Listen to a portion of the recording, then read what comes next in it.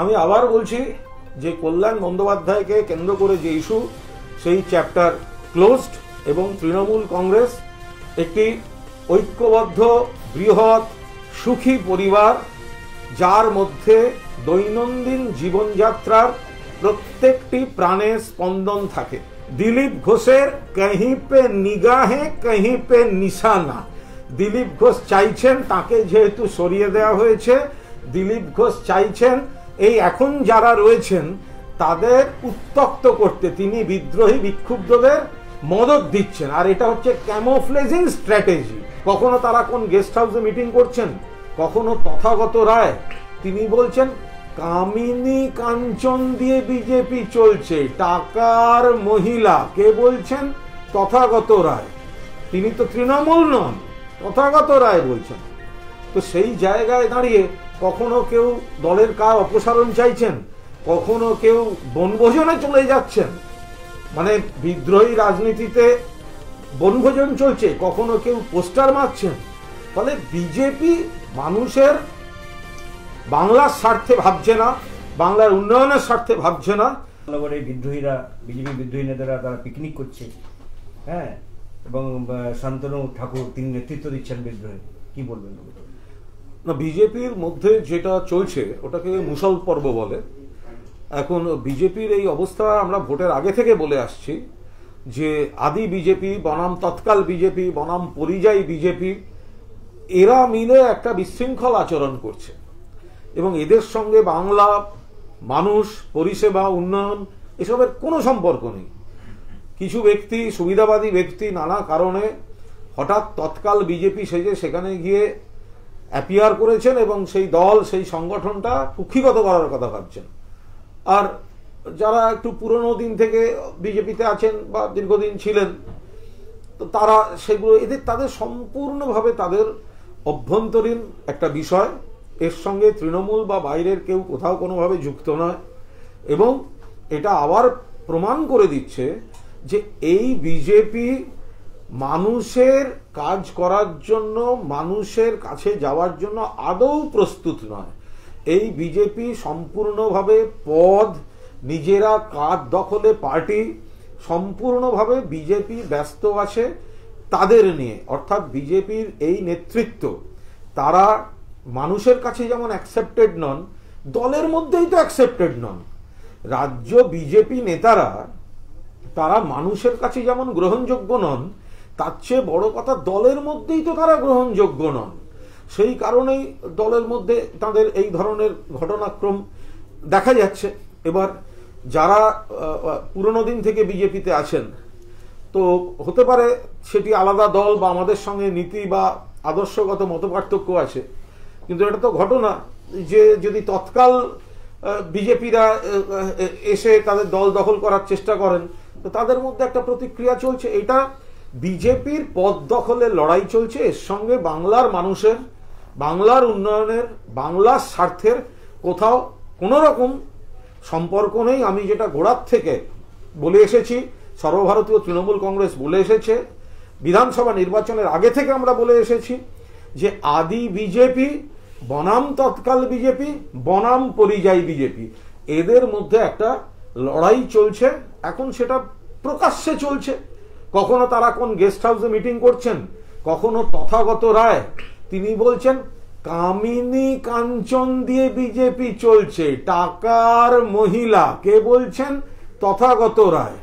তিনি তো তৃণমূল নন, তথাগত রায় বলছেন। তো সেই জায়গায় দাঁড়িয়ে কখনো কেউ দলের কার অপসারণ চাইছেন, কখনো কেউ বনভোজনে চলে যাচ্ছেন, মানে বিদ্রোহী রাজনীতিতে বনভোজন চলছে, কখনো কেউ পোস্টার মারছেন। ফলে বিজেপি মানুষের বাংলার স্বার্থে ভাবছে না, বাংলার উন্নয়নের স্বার্থে ভাবছে না। বিজেপি তারা সম্পূর্ণভাবে তাদের নেতারা যারা পদে বসেছেন, তাদের দলের কর্মীরা বিজেপি বাঁচাও পোস্টার পড়ছে। তো তাদের দলের কর্মীরা, দলের নেতারাই তারা মনে করেন এই নেতৃত্ব গ্রহণযোগ্য নয়। তো মানুষ কি করে করবেন? মানুষ প্রত্যাখ্যান করছেন তাদের। কল্যাণ বন্দ্যোপাধ্যায় বিতর্কটাও থামছে না। এই যে পোস্টার বিতর্ক, যেমন অমিতাভ চক্রবর্তী কল্যাণ বন্দ্যোপাধ্যায়কে নিয়ে হুগলিতে পোস্টার, যে অকল্যাণ করছে কল্যাণ, এই ধরনের পোস্টারে।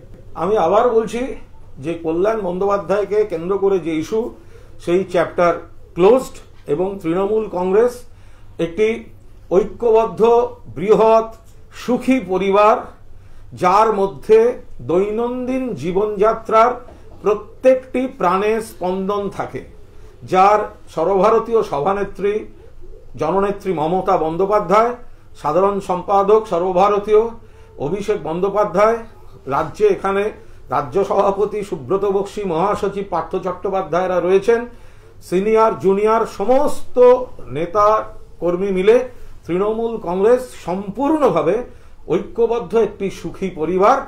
বিজেপির সঙ্গে তুলনা করবেন না। এদের গেস্ট হাউসে বসে এতজন মিলে সাংগঠনিক বৈঠক করে তারা চ্যালেঞ্জ করছেন নেতৃত্বকে, কখনো বনভোজন করছেন, কখনো টুইটে কামিনী কাঞ্চনের অভিযোগ আনছেন। মানুষ দেখতে পাচ্ছেন যে একটা বড় পরিবার তৃণমূল কংগ্রেস একদম ঠিকঠাক আছে। তৃণমূল কংগ্রেসে বাকি চ্যাপ্টার ক্লোজড, এ নিয়ে কোনো সমস্যা নেই। কল্যাণ বন্দ্যোপাধ্যায় নিয়ে বলতে গিয়ে অমিত মালব্য বলছেন যে ডায়মন্ড হারবারে তো মমতা বন্দ্যোপাধ্যায়ের একটা ছবি নেই, মমতা বন্দ্যোপাধ্যায় অভিষেক বন্দ্যোপাধ্যায়ের দ্বৈরথ চলছে। আমি খুব স্পষ্টভাবে অমিত মালব্যকে অনুরোধ করছি, ওনার এত টুইট করা অভ্যাস, তো টুইট মালব্য আপনি আগে একটা ভাব সম্প্রসারণ করে দিন। তথাগত রায় আপনার দলের প্রাক্তন রাজ্য সভাপতি, আপনার দলের তরফ থেকে গিয়ে রাজ্যপাল হয়েছিলেন। কামিনী কাঞ্চন বলতে কি বোঝায়? কামিনী কাঞ্চন কি? কামিনী কাঞ্চন দিয়ে দল চলছে। টুইট মালব্য আপনি টুইট করে বলুন, পোর্টের গেস্ট হাউসে কারা বৈঠক করেছেন? তারা বলছেন যে এই নেতৃত্ব, বিজেপি রাজ্যের নতুন নেতৃত্ব, তারা যোগ্য নয়, অযোগ্য লোকেরা বসেছে। টুইট মালব্য আগে নিজের ঘরের দিকে তাকান, আয়নার দিকে তাকান, ঘর সামলান। নজর ঘোরাবার জন্য নিজেদের ব্যর্থতা এবং কামিনী কাঞ্চনের স্ক্যাম থেকে নজর ঘোরাবার জন্য পাঁচিলের উপর ওঠে তৃণমূলের দিকে তাকিয়ে ঠাকুরমার ঝুলির গল্প নিজের লোকেদের শোনাতে যাবেন না। দিলীপ ঘোষ আজকে বলেছেন যে এতদিন নরেন্দ্র মোদীর মন কি বাত শুনতাম, এখন মদন মিত্রের, কল্যাণ ব্যানার্জি এদেরও শোনা যাচ্ছে মন কি বাত। দিলীপ ঘোষের কहीं पे নিগাহে कहीं पे নিশানা। দিলীপ ঘোষ চাইছেন, তাকে যেহেতু সরিয়ে দেওয়া হয়েছে, দিলীপ ঘোষ চাইছেন এই এখন যারা রয়েছেন তাদের উত্তক্ত করতে। তিনি বিদ্রোহী বিক্ষুব্ধদের মদত দিচ্ছেন, আর এটা হচ্ছে ক্যামোফ্লেজিং স্ট্র্যাটেজি। উনি বিক্ষুব্ধদের মদত দিচ্ছেন, উনি চান যে তাঁর দলে তাকে সরিয়ে যারা ক্ষমতা দখল করেছে তাদেরকে উত্তক্ত করুক বিদ্রোহীরা, কিন্তু নিজে ভালো সেজে থাকার জন্য বলছেন। ওনার মন কি বাত নয়, ওনার মন কি চাহত এই বিদ্রোহীদের সক্রিয়তা। এটা হচ্ছে দিলীপদার মন কি চাহত। দিলীপ ঘোষ বিদ্রোহীদের উদ্দেশ্যে বলেছে যে দলের কোন নেতাকে, স্পষ্টতই অমিতাভ চক্রবর্তীকে নিশানা করে বলেছে অন্তত মাতাল চিটিংবাজ বলা উচিত হয়নি, বিক্ষুব্ধদের বলেছে। না, দিলীপ বাবু সমস্যা হচ্ছে সম্পূর্ণ তাদের দলের ব্যাপার, এটা নিয়ে আমাদের বলার কোনো জায়গা নেই। কারণ বাংলার মানুষ দেখতে পাচ্ছেন, বিজেপি সাধারণ কর্মীরাও দেখতে পাচ্ছেন যে তাদের দলের মধ্যে কি চলছে। একদল সবে পুরনোদেরকে সরিয়ে কমিটি গঠন করেছেন, আবার পুরনোরা তারা বলছেন এই কমিটি যথাযথভাবে প্রতিনিধিত্ব করছে না, অযোগ্য অপদার্থরা বসেছে, আর পুরনো দিনের বিজেপি কর্মীরা নেতারা বাদ পড়েছেন। কারা বলছেন? আমরা বলিনি। এখন দিলীপ বাবু, আমরা যা শুনছি এদিক ওদিক থেকে, দিলীপ বাবু বিদ্রোহীদের খুব ভালো পছন্দ করছেন। তার কারণ দিলীপ বাবুকে যারা বিরোধিতা করেছেন আজকে তারা অস্বস্তিতে পড়ছেন, ফলে দিলীপ বাবুর হৃদয় উজাড় করা আশীর্বাদ বিদ্রোহীরা পাচ্ছেন। শুধু ক্যামোফ্লেজ করার জন্য দিলীপ বাবুকে একটু এদিক ওদিক বলতে হয়, একটু এদিক ওদিক। লাস্ট ওয়ার্নিং দেওয়ার পরেও মদন মিত্র ফেসবুক লাইভ করেছেন এবং শোনা যাচ্ছে পার্থ চট্টোপাধ্যায় তাকে সতর্ক করেছেন। আমি এটা এই বিষয়ে আমার কোনো মন্তব্য নেই। তার কারণ কাউ কোনো বক্তব্য করলে, কেউ কোনো দলের ভাবমূর্তি নষ্ট হচ্ছে এরকম ধরনের কোনো যদি কেউ কোনো কাজ করেন বা কোনো বক্তব্য রাখেন, এটা সম্পূর্ণভাবে শৃঙ্খলা রক্ষা কমিটির চেয়ারম্যান পার্থ চট্টোপাধ্যায়ের দায়িত্ব। এই বিষয়ে আমি কোনো মন্তব্য করব না। গোয়াতে তৃণমূল কংগ্রেস এবং আপ অ্যাকচুয়ালি বিজেপির হয়ে সাহায্য করছে। ওরা ওখানে ভোটে দেওয়ানো বা প্রার্থী দেওয়ার কোনো মানে হয় না বলে আজকে চিদম্বরম জানিয়েছে। অধীর চৌধুরীর অভিযোগ যে গোয়া সফরে আমি একটা খুব স্পষ্টভাবে কথা বলি, এই যে গোয়াতে কংগ্রেসের সামনে তো সুবর্ণ সুযোগ ছিল গত কবছর। কংগ্রেস কেন সরকার তৈরি করতে পারেনি? কংগ্রেসের প্রতি তো একটা বড় অংশের মানুষের সমর্থন ছিল একটা সময়। তাহলে কংগ্রেস তারা নির্বাচনী যে তাদের সাফল্য পাননি তা তো নয়, কিন্তু তাদের ব্যর্থতায়, তাদের কৌশলগত ব্যর্থতায়, তাদের সদিচ্ছার অভাবে গোয়ায় বিজেপি লাভবান হয়েছে, কংগ্রেস ফেল করেছে, কংগ্রেস ব্যর্থ হয়েছে। এই শূন্যতা থেকে বিজেপি বিরোধী মানুষ গোয়ার তারা সর্বভারতীয় তৃণমূল কংগ্রেসকে সেখানে চাইছেন। যদি অন্য কোনো দল বিজেপি বিরোধী দল গিয়ে থাকেন তাদের ব্যাপার, কিন্তু কংগ্রেস যদি মনে করে শুধু তারা এলাকার জায়গিরদারি নিয়ে থাকবেন, আবার লড়বেনও না, আবার ফেল করবেন, আর অন্য কেউ গিয়ে বিজেপির বিরুদ্ধে লড়তে পারবে না, এটা কিন্তু সম্পূর্ণভাবে ভ্রান্ত নীতি। চিদম্বরম সিনিয়র নেতা, শ্রদ্ধেয় নেতা, তিনি আগে কৈফিয়ত দিয়ে মানুষকে বলুন যে গত ক বছর কেন কংগ্রেস ওখানে সরকার করতে পারেনি, কেন বিজেপি সরকারটাকে তারা চলতে দিল, কিভাবে বিজেপি কৌশলে সরকার চালালো আর কংগ্রেস সেটা রুখতে পারলো না। তো কংগ্রেস ব্যর্থ হয়েছে। মানুষ সর্বভারতীয় তৃণমূল কংগ্রেসের কাছে তারা যোগাযোগ করেছেন, সেখানকার সংগঠকরা তারা চেয়েছেন যে সেখানে বিজেপি বিরোধী লড়াইতে সক্রিয় ভূমিকা পালন করুক সর্বভারতীয় তৃণমূল কংগ্রেস। তো সেই জায়গায় দাঁড়িয়ে তৃণমূল তার দায়িত্ব পালন করছে। এখানে কংগ্রেসের আজকে গায়ের জ্বালা করলে তো চলবে না। কংগ্রেস যেখানে ফেল করছে বিজেপিকে রুখতে, সেই জায়গাটায় বিজেপি বিরোধী ধর্মনিরপেক্ষ গণতান্ত্রিক প্রগতিশীল শক্তি হিসাবে তৃণমূল কংগ্রেস সাধ্যমতো চেষ্টা করছে। কংগ্রেস করেনি কেন, কংগ্রেস পারেনি কেন, কংগ্রেস জায়গা ছেড়েছে কেন, এই কৈফিয়তটা তো কংগ্রেসকে দিতে হবে। অধীর চৌধুরী আজকে বলেছেন যে অভিষেক বন্দ্যোপাধ্যায় গোয়া সফর হচ্ছে বিজেপিকে সুবিধা করে দেওয়া। আমি অধীর চৌধুরী সম্পর্কে একটাই কথা বলতে চাই, অভিষেক বন্দ্যোপাধ্যায় গোয়ায় গিয়েছেন গোয়ার মানুষের ইচ্ছা পূরণে। অভিষেক বন্দ্যোপাধ্যায় গোয়ায় গিয়েছেন সর্বভারতীয় তৃণমূল কংগ্রেসের সর্বভারতীয় সাধারণ সম্পাদক হিসেবে।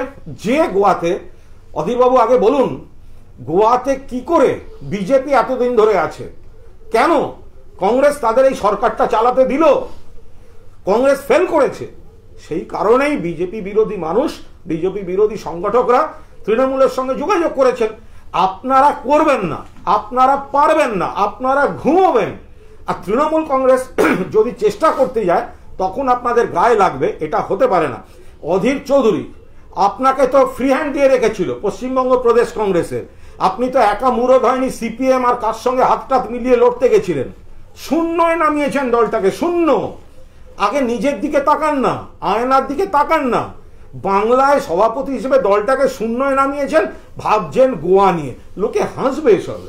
নেতাজি ট্যাবলো ইস্যুতে এই তথাগত রায় তৃণমূলের পাশে দাঁড়িয়েছেন, টুইট করেছেন, উনিও প্রধানমন্ত্রীকে আর্জি জানিয়েছেন টুইটের মাধ্যমে। দেখুন, যেভাবে প্রজাতন্ত্র দিবসের ট্যাবলো থেকে পশ্চিমবঙ্গের ট্যাবলো এবং নেতাজি সুভাষচন্দ্র বসুকে কেন্দ্র করে যে ট্যাবলো বাদ দেওয়া হয়েছে, এটা চূড়ান্তভাবে নিন্দনীয়।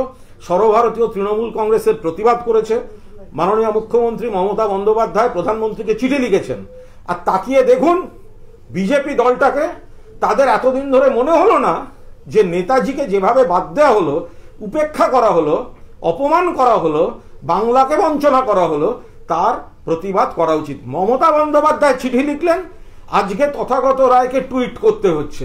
আর বাকি বিজেপির লোকেরা কোথায়? এই রাজ্যে তো বিজেপিরও এমপি আছে, এই রাজ্যে তো বিজেপিরও এমএলএ আছে, এই রাজ্যে তো বিজেপির লোডশেডিং এ জেতা একজন এলওপিও আছেন। তো তারা কোথায়? বাংলার সম্মান, নেতাজির ট্যাবলো। একবার মনে হয় না যে কেন্দ্রীয় সরকারকে বলি যে প্রজাতন্ত্র দিবসের প্যারেডে সুভাষচন্দ্র বসু, নেতাজির ট্যাবলো অবশ্যই রাখা উচিত। তথাগত রায় তিনি মুখ্যমন্ত্রী মমতা বন্দ্যোপাধ্যায়ের চিঠির পর টুইট করেছেন, ভালো করেছেন। প্রত্যেক বাঙালি, প্রত্যেক বঙ্গবাসী এবং প্রত্যেক ভারতবাসী এটা সমর্থন করবেন। এটা শুধুমাত্র তৃণমূল কংগ্রেস, পশ্চিমবঙ্গ সরকার, বাংলা বা বাঙালির ব্যাপার নয়। ভারতবর্ষের সুযোগ্য সন্তান নেতাজি সুভাষচন্দ্র বসু, তাকে নিয়ে ট্যাবলো, সেইটাকে বাদ দিয়েছে কেন্দ্রীয় সরকার। তার প্রতিবাদ সকলের করা উচিত। মুখ্যমন্ত্রী মমতা বন্দ্যোপাধ্যায় প্রতিবাদ করেছেন, আর বিজেপি নিজেদের গোষ্ঠীদ্বন্দ্ব নিয়ে ব্যস্ত। বিজেপিকে দেখুন, নিজেদের গোষ্ঠীদ্বন্দ্ব নিয়ে ব্যস্ত। তাদের নেতাদের মনে হলো না যে আমরা দিল্লিকে বলি, একটা চিঠি পাঠাই, একটা বার্তা দিই নেতাজি সুভাষচন্দ্র বসুর ট্যাবলোটা অ্যালাউ করা হোক, পুনর্বিবেচনা করুক কেন্দ্র, সেই সদিচ্ছা, সেই চেতনা ভারতীয় জনতা পার্টির নেই। ফলে তার মধ্যে দাঁড়িয়ে যদি কেউ বুঝতে পারছেন বাংলার সেন্টিমেন্ট, বুঝতে পারছেন মানুষের সেন্টিমেন্ট নেতাজির দিকে, সেটা অনুভব করে বিলম্বিত বিবেক জাগরণে বিজেপির দু একজন টুইট করছে। দিলীপ ঘোষ বলেছেন যে পশ্চিমবঙ্গে ফ্যাশন হয়ে দাঁড়িয়েছে কেন্দ্রের সঙ্গে বিরোধিতা, একটা ট্যাবলো নিয়েও ঝামেলা চলছে।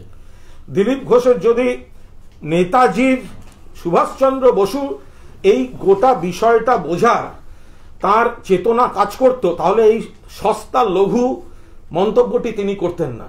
বিভিন্ন বিষয়ের সংঘাত হতে পারে, মতপার্থক্য হতে পারে, কিন্তু প্রজাতন্ত্র দিবসের প্যারেডে নেতাজি সুভাষচন্দ্র বসুর বিষয়ক ট্যাবলো বাদ দিলে সেটা প্রতিবাদ করাটা আমাদের কর্তব্য।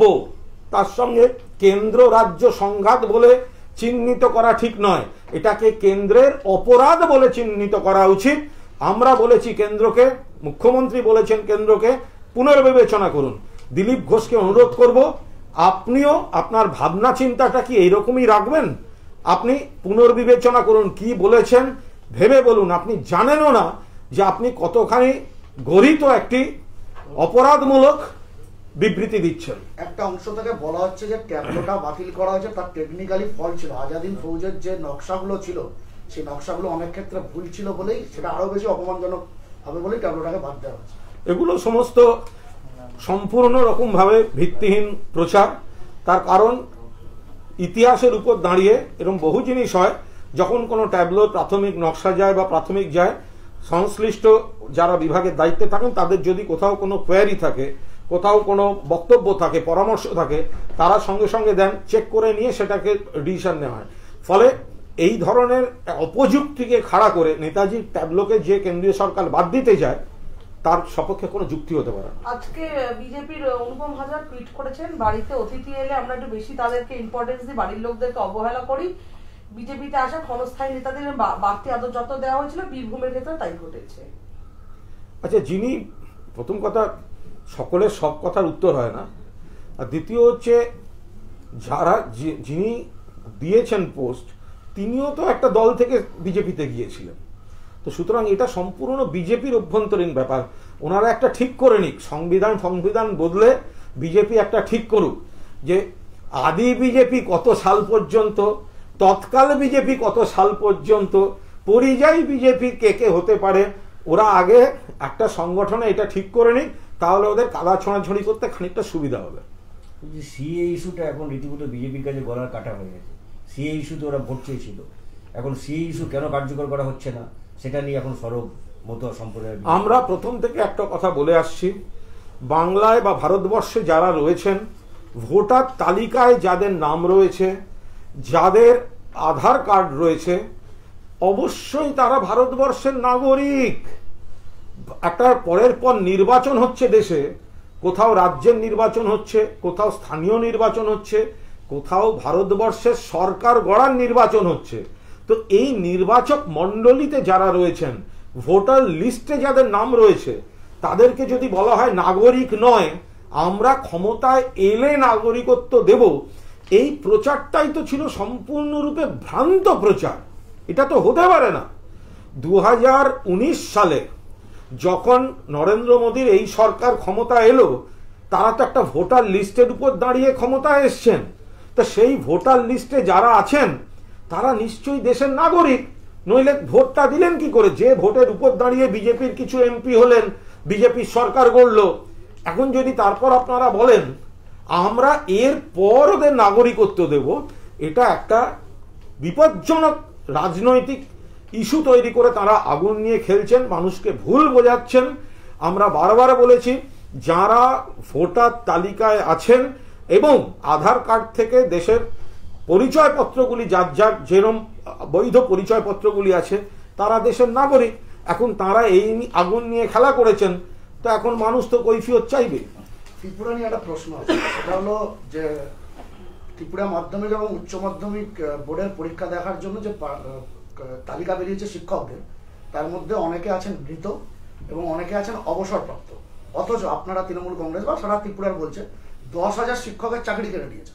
অর্থাৎ শিক্ষক নেই, সেই জায়গায় তালিকা বের করা হচ্ছে, মৃত তালিকা এবং অবসরপ্রাপ্ত তালিকা। কি বলবো? ত্রিপুরায় শিক্ষার যে দিকটা সেটা একদম সর্বনাশ করে রেখেছে বিজেপি। যেভাবে 10,323 জন শিক্ষকের উপর যারা রেগুলার চাকরিতে ছিলেন, আইনি জটিলতা ছিল, তারা আগের বার ভোটের আগে বলেছিলেন ভোটের পর মানবিক দৃষ্টিতে তাদের প্রবলেম সলভ করা হবে, তার বদলে তাদের দিয়ে ভোটে কাজ করিয়ে নেওয়ার পর, তাদের আবেগকে ব্যবহার করার পর তাদের চাকরি থেকে বরখাস্ত করা হয়েছে এবং তারা শোচনীয় অবস্থায় রয়েছেন। তো ফলে সেই জায়গাটা অন্য নিয়োগও হয়নি। এখন দেখা যাচ্ছে যারা পরীক্ষক বা খাতা দেখবেন বা এই ধরনের কোনো পরিকাঠামোর মধ্যে থাকবেন, সেখানে মৃত বা অবসরপ্রাপ্ত শিক্ষকদের নামও দিয়ে দিতে হচ্ছে। ফলে গোটা ত্রিপুরা রাজ্যে যে একটা অপশাসন চলছে, তার প্রকৃষ্ট উদাহরণ হচ্ছে এই ধরনের কীর্তিকলাপ, যেখানে মৃত শিক্ষকদেরও পরীক্ষকের তালিকায় নাম পাঠিয়ে দেওয়া হয়েছে। বলছি, আমার লাস্ট প্রশ্ন, অভিষেক বন্দ্যোপাধ্যায় টুইট করে বলেছেন যে করোনার যে রেটটা 3% ডায়মন্ড হারবারে, অন্যদিকে রাজ্যের ক্ষেত্রে দেখা যাচ্ছে 27.13%। তাহলে কি এই যে অভিষেকের যে ডায়মন্ড হারবার মডেল, এটা কি রাজ্যের অনুসরণ করা উচিত? না, এটা সব জায়গাতেই সমানভাবেই কাজ হচ্ছে। এবার কোনো কোনো জায়গায় এক এক রকম তথ্য, তারপর গড়ে একটা জায়গায় আসে। ফলে এটা ওইভাবে একেবারে আমি কোট আনকোট বনাম বলে এখানে কোনো জায়গা নেই। তৃণমূল কংগ্রেসের যারা সাংসদ, যারা বিধায়ক, যারা কাউন্সিলর, যারা পঞ্চায়েত, যারা সাংগঠনিক নেতা, প্রত্যেকেই তাদের এলাকায় কাজ করছেন। কেউ কেউ নতুন কিছু উদ্ভাবনী, হতেই পারে 10 জন 10 রকম ভাবনায় কিছু উদ্ভাবনী শক্তি তাদের, 10 জন 10 রকমভাবে কাজ করতে পারেন। মূল স্ট্রাকচারটা মমতা বন্দ্যোপাধ্যায়ের নেতৃত্বে যে কাজ হচ্ছে একদম ঠিকঠাকভাবে কাজ করছে। ডায়মন্ড হারবারে অভিষেক বন্দ্যোপাধ্যায় সাংসদ অত্যন্ত সক্রিয়ভাবে ভালো কাজ করিয়েছেন এবং কোথাও কোথাও একটা গড়, আর একটা জায়গায় আর একটি ঘটনা, ফলে সব মিলিয়ে একটা সার্বিক গড়ে তো পরিণত হয়। ফলে এটার সঙ্গে কোনো বনামের কোনো জায়গা নেই, সর্বত্রই ভালো কাজ হচ্ছে এবং নিশ্চিতভাবে ডায়মন্ড হারবারেও খুব ভালো কাজ হচ্ছে। শান্তনু ঠাকুর বনগাঁ লোকসভা এলাকায় শুরু করেছে, সাংসদ সম্পর্ক যাত্রা কর্মসূচি শুরু করেছে। কি বলবেন? না, হতেই পারে, কিন্তু একজন কোনো না কোনো সাংসদের বিষয় এবং তিনি কিভাবে তার এলাকায় জনসংযোগ করবেন, এক একজন সাংসদের এক এক রকম নিজস্ব স্টাইল হতেই পারে। ফলে এটা নিয়ে আলাদা করে কোনো বক্তব্য রাখার কোনো অবকাশ নেই।